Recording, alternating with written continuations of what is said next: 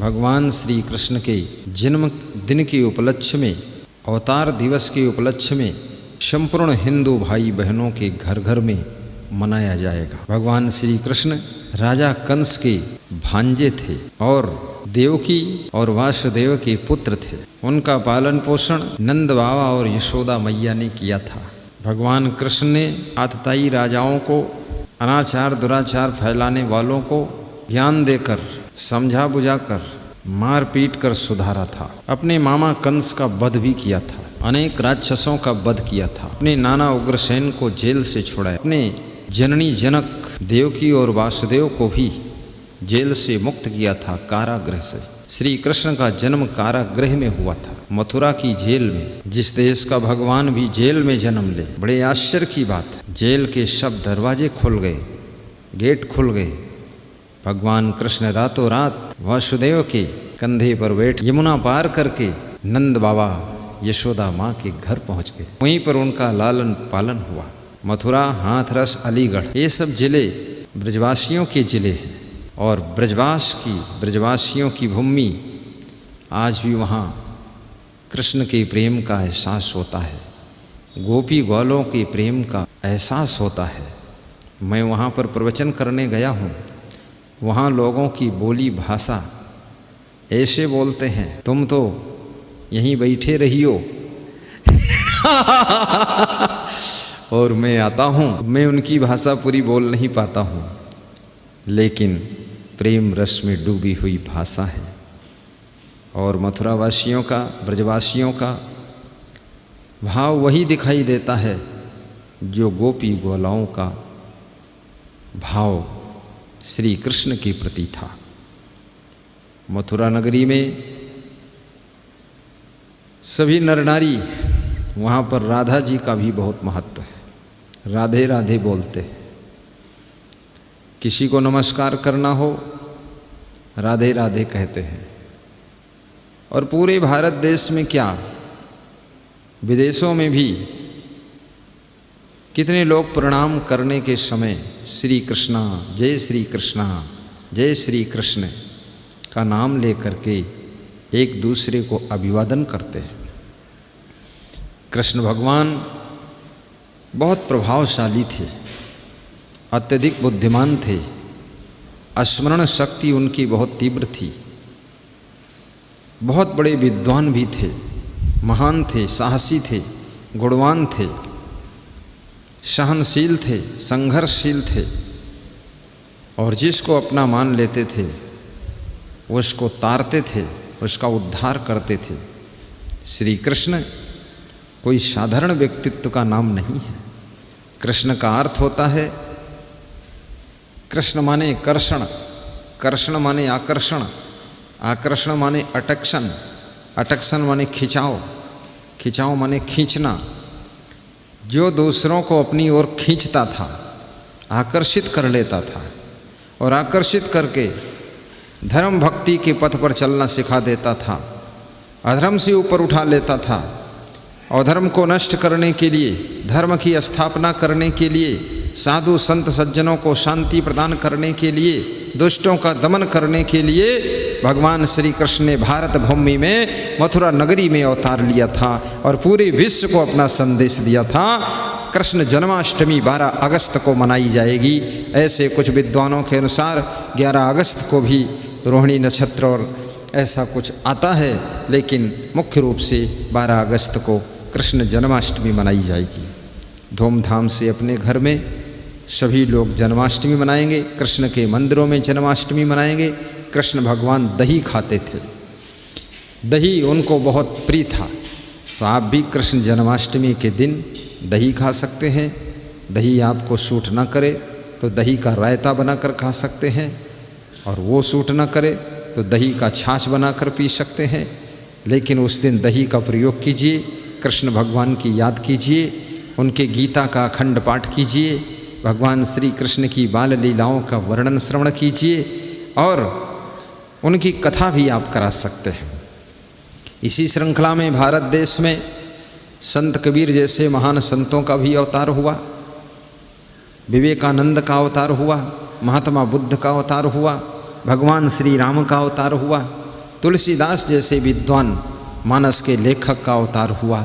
और मैं तो ये कहूँगा, कभी कभी भगवान या भगवत सत्ता या परम सत्ता अवतार लेकर के गृहस्थ के घर में भी आती है, और कभी कभी संत के रूप में, ऋषि मुनि के रूप में, और धर्म की रक्षा करना ही उनका परम ध्येय होता है।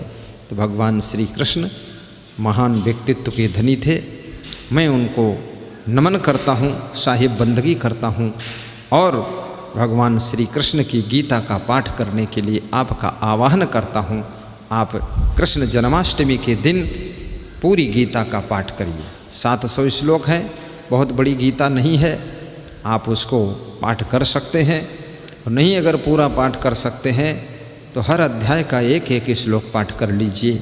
अगर इतना भी आप नहीं कर सकते हैं तो कम से कम अष्टमी है तो 8 श्लोक पाठ करके फिर दही का भोग लगा लीजिए और कृष्ण भगवान का ध्यान कर लीजिए, और कृष्ण भगवान के बताए हुए सतमार्ग पर चलने का संकल्प लीजिए, और उनके पद चिन्हों पर भी चलिए, और साथ साथ में कृष्ण भगवान की भक्ति का प्रचार प्रसार करिए। ढोंग ढकोसला आडंबर मत फैलाइए। भगवान श्री कृष्ण की संपूर्ण गीता में कहीं ढोंग ढकोसला आडंबर की बात ही नहीं आई है। कर्म योग, ज्ञान योग, भक्ति योग, आत्मज्ञान की सब बातें आई हैं। वही आत्मज्ञान को प्राप्त कीजिए। ममेवांश जीवलोके जीवभूता सनातनः, ये सभी श्लोकों पर ध्यान दीजिए। मैं पुनः समस्त कृष्ण भक्तों को शुभकामना करता हूँ। कृष्ण भक्तों को साहिब बंदगी नमन प्रणाम करता हूँ। और राम भक्त, कृष्ण भक्त, कबीर भक्त, भक्त भक्त सब एक ही प्रकार के भक्त हैं। भक्त में क्या अंतर है? सब भक्ति है, श्रद्धा है। तो सभी भक्तों को शुभकामना करते हुए अपने सत्संग को विराम देता हूँ और भगवान श्री कृष्ण का एक श्लोक सुनाता हूँ कि भक्ति कैसे की जाती है। अनपेक्षा शुचिदच्छा उदासीनो गतव्यथा शर्वारंभ परित्यागी यो मद्भक्ता शमे प्रियः। कृष्ण कहते हैं जो भक्त अपेक्षा रहित है, हमसे कुछ नहीं चाहता है, उसको मैं प्रेम करता हूँ। शुचि जो अंदर बाहर से पवित्र है, दक्षा जो प्रवीण है, कुशल है, भक्ति करने में चतुर है, उसको मैं प्रेम करता हूँ। उदासीनो और जो पक्षपात रहित है, किसी के पक्षपात में नहीं पड़ता है, निष्पक्ष है, स्वच्छ है, अपने लक्ष्य में दक्ष है और विशेष उपलक्ष्य के लिए जिंदगी जी रहा है, उसको मैं प्रेम करता हूँ। उदासीनो गतव्यथा, और जो व्यथा आने पर, दुख आने पर भी दुखी नहीं होता, व्यथित नहीं होता है, उन दुखों को साइड कर देता, भुला देता है। गतव्यथा सर्वारंभ परित्यागी, प्रत्येक कार्य को आरंभ करने का अभिमान नहीं करता है कि मैंने किया है, मैंने किया है, ऐसे घमंड में नहीं बोलता। ऐसा बोलता सबके सहयोग से कार्य हुआ है। यो मद भक्ता समी प्रिया, ऐसे भक्त को मैं बहुत प्रेम करता हूँ, वो मेरे प्रिय भक्त होते हैं। ऐसे कृष्ण के तुम प्रिय भक्त बनो, सबका कल्याण हो, सबका उद्धार हो, सबका सुधार हो, सबका बेड़ा पार हो, ऐसी मैं शुभकामना करता हूँ। और एक भजन छोटा सा सुनाता हूँ। जिस समय भगवान श्री कृष्ण ने उद्धव को, छोटा प्रसंग है, भेजा था गोकुल में कि जाओ वहाँ गोपी गोलों को समझा देना, वे दुखी ना हो मेरे वियोग में और प्रेम से रहें, भक्ति करें। तो जब उद्धव समझाने के लिए गए तो उद्धव से गोपी ग्वाल बहुत प्रेम से मिलते हैं। उद्धव कहते हैं कृष्ण का संदेश लेकर आया हूँ। ये बात सुनते ही सब अपना अपना काम छोड़ करके, घर छोड़ करके उद्धव के आसपास इकट्ठे हो जाते हैं कि कृष्ण का संदेश लेकर आप आए हो। अरे बैठो बैठो उद्धव, बताओ कृष्ण ने क्या संदेश भेजा है। तो उन्होंने बताया कि कृष्ण भगवान ने कहा है आप यहीं रह कर के भक्ति करो, वियोग में दुखी न हो और वैराग्य करो। तो गोपियों ने कहा, ग्वालों ने कहा, उद्धव मन न भये 10-20, मन 10-20 नहीं होते हैं, एक मन था, वो कृष्ण की भक्ति में लग गया। अब वैराग्य किस मन से हम करें? ये फालतू बात मत बताओ, कृष्ण भगवान के दर्शन कराओ, उनसे मिला दो एक बार। तब उन्होंने गाया क्या, मिला दे श्याम से उधो, तेरा गुण हम भी गाएंगे। रो रो कर गाया और उद्धव को सुनाया कि तुम्हारा भी हम गुणगान करेंगे अगर एक बार श्री कृष्ण के दर्शन करा दोगे, उनसे भेंट करा दोगे तो आपका हम गुणगान करेंगे। मिला दे श्याम से उधो, तेरा गुण हम भी गाएंगे, तेरा गुण हम भी गाएंगे। गए गोकुल से जब से ओ, नहीं वापस यहाँ आए। गए गोकुल से जब से ओ, नहीं वापस यहाँ आए, नहीं वापस यहाँ आए, नहीं वापस यहाँ आए। खता क्या हो गई हमसे, हाथ जोड़ के भाव से खता हो जाती ना, खता माने गलती हो सकती है, हाथ जोड़ लो नम्रता। खता क्या हो गई हमसे, अर्ज अपनी सुनाएंगे, अर्ज अपनी सुनाएंगे।